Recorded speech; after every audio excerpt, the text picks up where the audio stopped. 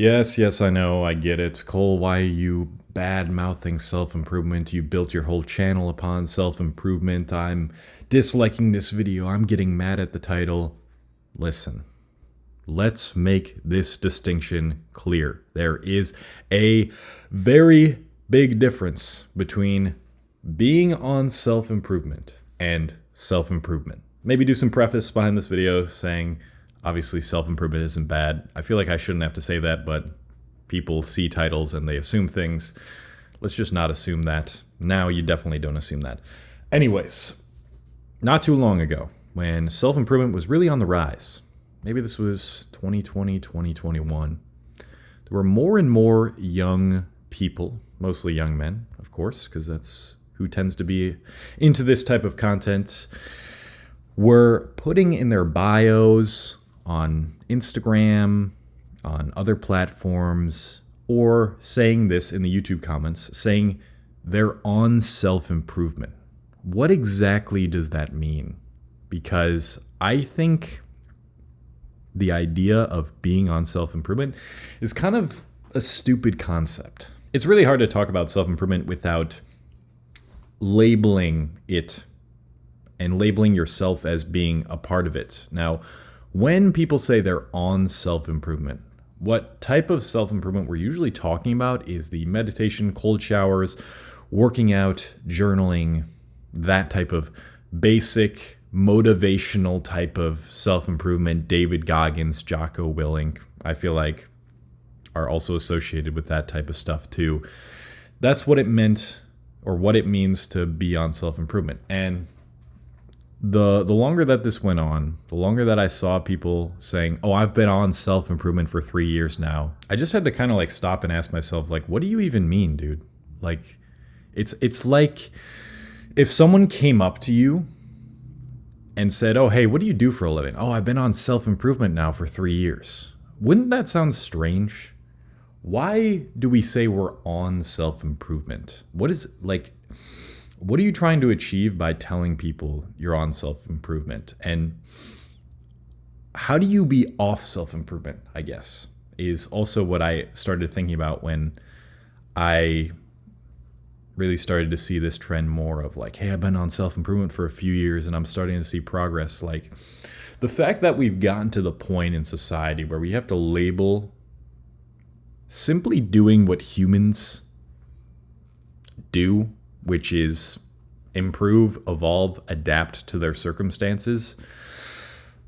It's just weird, man. I don't know. I feel like if you have to explain to people that you're on self-improvement, how outrageous is that we've created a society in which you have to categorize yourself as being on self-improvement versus off self-improvement.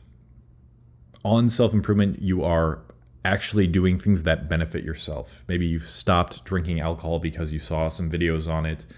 You started doing the typical things, the cold showers, the reading, the meditating, the journaling. At what point did that become a thing that just wasn't already what humans do? Why am I bashing it like this? Why does it even matter? Well, I think if you have to say you're on self-improvement, based on what I've seen, the type of people who say this, I'm just going to be completely honest with you, and I'm sorry for the directness here, but if you are telling people you're on self-improvement, it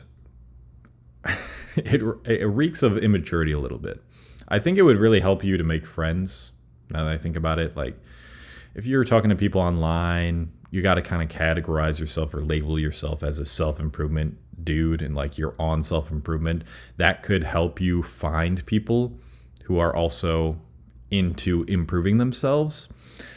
But when you do that, I think you're constricted to such a specific type of self-improvement that it really gets in the way of just allowing yourself to do things that aren't related to what we typically associate with self-improvement, which is what I've been saying. And then you don't open yourself up to the opportunities that come outside of those specific labels and characteristics of those labels.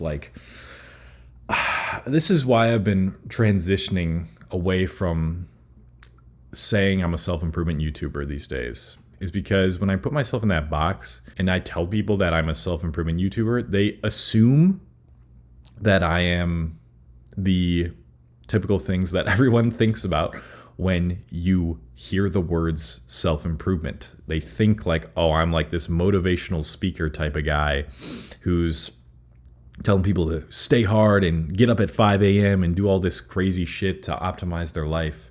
But you guys know I don't really do that at all anymore. Or did I even really do that?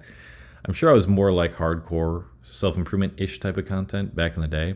But I really just like making stuff that will help people enjoy their lives more. That's basically it.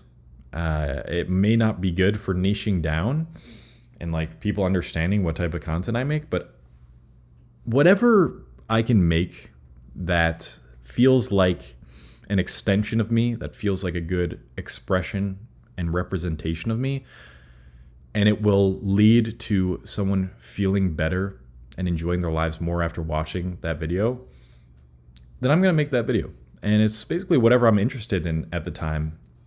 And if you watched my last video on this channel, I was talking about how like improvement and growth is just ingrained into my being now. It's as natural as brushing my teeth at this point, because I'm so aligned with what I feel like I'm meant to do in this life. That makes me feel like it's not necessary for me to label myself as a self-improvement YouTuber anymore. I'm just like a dude who likes trying new things, exploring the world, like doing cool shit. I don't know, doing cool shit, impacting the world in a positive way. And I don't need to say I'm on self-improvement, because that implies that I'm like trying to do something. This is the other thing about labeling yourself as like being on self-improvement. It's like you're trying to fit into the mold of what self-improvement typically is regarded as to whatever community you find yourself in the self-improvement space online. And you're trying to mold yourself into this character so as to fit in with that group. And I'm just done with shit like that, you know? Like, I don't need to fit in with a certain definition of self-improvement or characteristics of self-improvement. And people who need to do that, I feel, are a little bit less mature. You know, it's so funny. I had planned to make this video for a while earlier today, but after I went to the gym, I saw two young guys filming near my apartment complex. They were what appeared to be filming B-roll with like a nice camera, a nice tripod. I'm like, okay, this looks cool. They're filming some B-roll like I would, you know, maybe some cinematic type of stuff. So I walked up to them and I'm like, what are you guys filming? And they're like, oh, just for fun, like shooting for social media. I'm like, that's dope. Like I talked to them about their camera, and I mentioned that I do social media. One of the guys ended up going to a book reading that I went to earlier that day, and we were just talking about creating content and what I create. And I was telling them, you know, what I used to make was a lot of like just self-improvement, what you would consider self-improvement, but now it's more like kind of like cinematic shots and inspiring content and like video essays as well. And the guy who was not behind the camera, but in front of the camera, who was sitting and being the guy in the B-roll, he was like, yeah, I was really into this self-improvement content a while back, but you know, I just found like it didn't really fit me. And like, now I just like doing stuff like this. And I checked out his Instagram, and it's a lot of like what I do. It's like cinematic, really nice color grading, cool B-roll with a nice camera, and some sort of inspiring message. I'm like, yeah, dude, that guy, he's kind of broken out of the self-improvement in the traditional sense and kind of figured out a way to hone his own self-improvement. I use that phrase. I will admit I'm guilty of using the phrase on self-improvement. I've been doing self-improvement for 7 years, is what I say in a lot of my videos. But I really just do that, and I'm going to stop doing this, honestly. I did that because it helps explain like when I started actually taking my life seriously is what it is. But I don't like saying you're on self-improvement. Let's keep trying to define what this is, being on self-improvement, and how it kind of constricts you, keeps you in a box, and makes you feel like you have to meet the requirements of what self-improvement entails to the people you surround yourself with the most online in order to consider yourself as being on self-improvement. I think that's where it gets tricky. I think that's where it can become damaging as well. Because, you know what from what I've seen, most of you guys' problems aren't because you aren't hard enough on yourself. It's because you're too hard on yourself. You guys want to be so perfect as people appear online all the time. So many of you. You're so hard on yourselves because your parents did not give you validation and respect and say, I'm proud of you, unless you did everything perfectly right.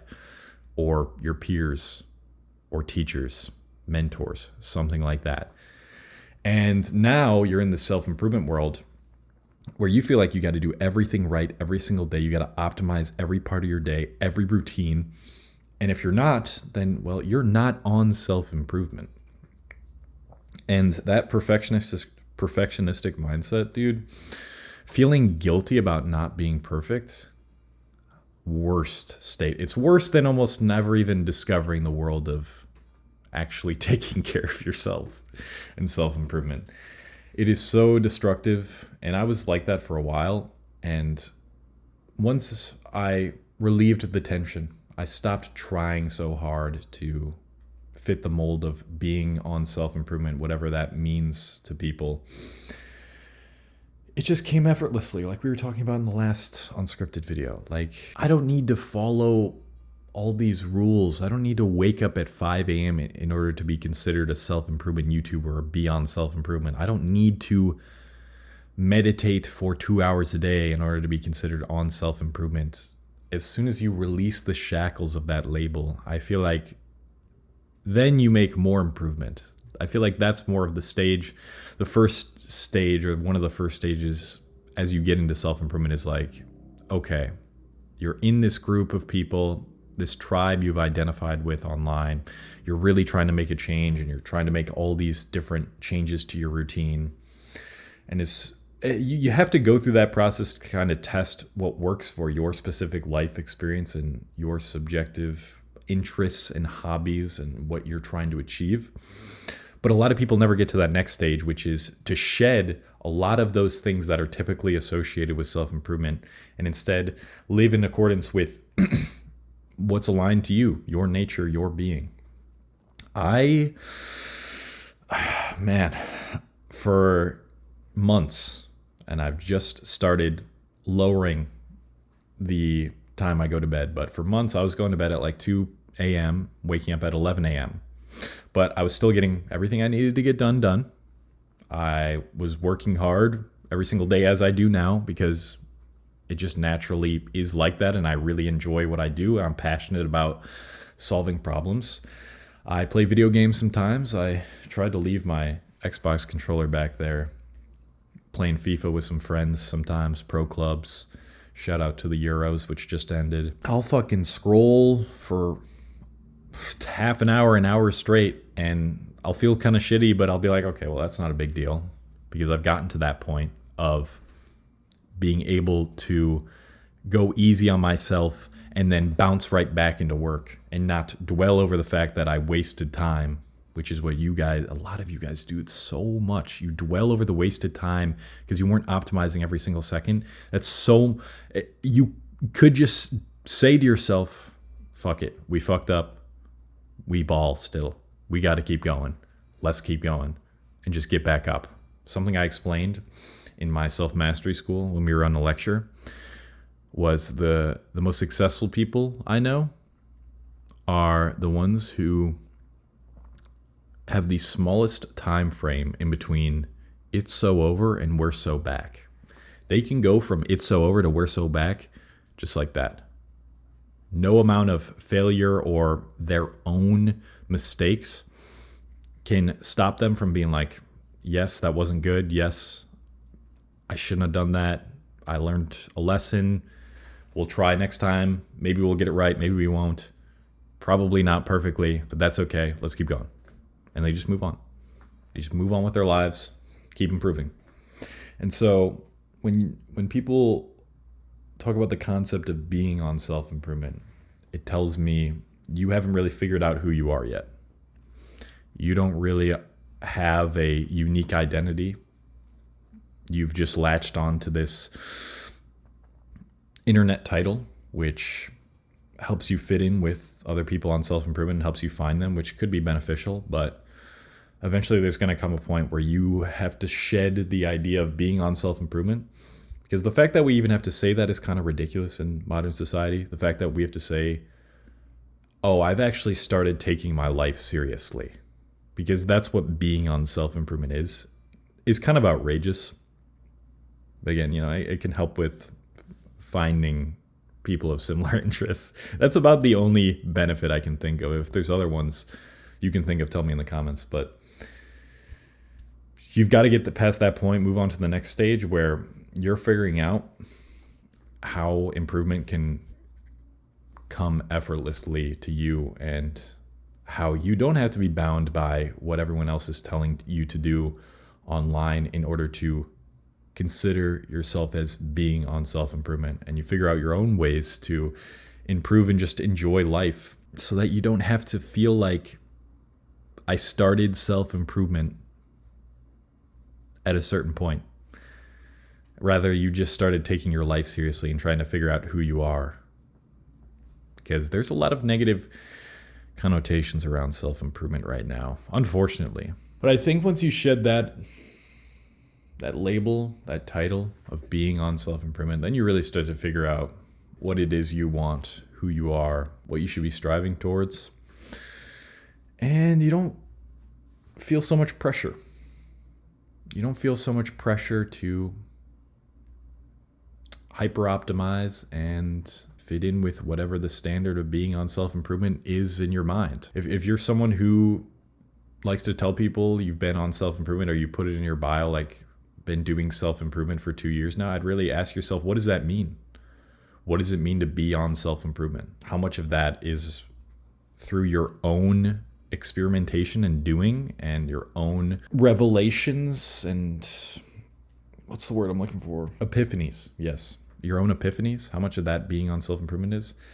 And experience what life is like when you no longer have to say you're on self-improvement. You're just a human being a human being, which is solving problems, trying to contribute to the world, and have fun while doing it. That's it for this video. Subscribe. I need a few more 1,000 watch hours before they get monetized. I'm trying to make that money so I can buy a pack of gum. So thanks, guys. I'll buy that pack of gum soon.